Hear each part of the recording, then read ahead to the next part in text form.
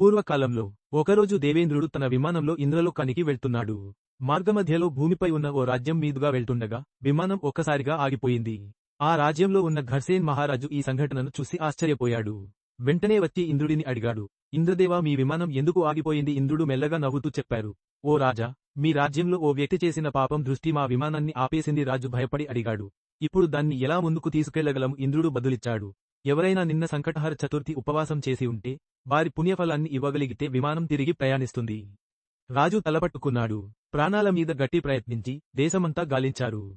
కాని ఎవరూ ఉపవాసం చేయలేదనిపించింది. అయితే అప్పుడు ఓ గణేశ దూత ఓ స్త్రీ మృతదేహాన్ని తీసుకెళ్తున్నాడు. ఆ దానిని చూసిన సైనికులు ఆశ్చర్యపోయారు. ఈమె పెద్ద పాపాత్మురాలు. గణేశ లోకానికి ఎందుకు తీసుకెళ్తున్నావు అని అడిగారు. దూత నవ్వుతూ చెప్పాడు. ఈ స్త్రీకి తెలియకుండానే నిన్న రోజు ఉపవాసం జరిగింది. చంద్రోదయానికే తిన్నది. అనుకోకుండా గణేశుని సంకటహర చతుర్థి వ్రతం చేసింది. అదే ఆమె పుణ్యఫలం. ఆమె మృతదేహాన్ని దానించి ఆ గాలి ఓసారి ఇంద్రుని విమానం మీద విసిరినప్పుడు ఆ విమానం తిరిగి ఆకాశంలో ఎగిరిపోయింది.